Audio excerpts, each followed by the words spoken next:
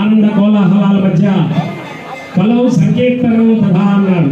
కలియుగంలో స్వామివారిని సేవించేటువంటి ఒక ప్రధానమైనటువంటిది సంకీర్తన.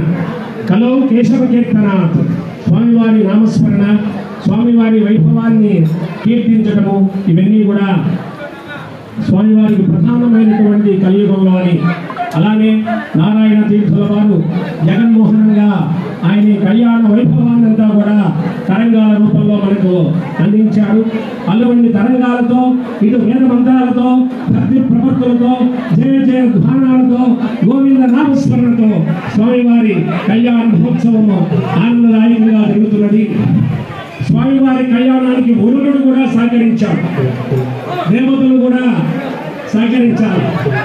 అట్లనే ఆయన కూడా చిన్న శుభసూచకంగా చిందులు రాల్చి పూల వాన కురిపించాడు పొద్దున కొద్దిగా.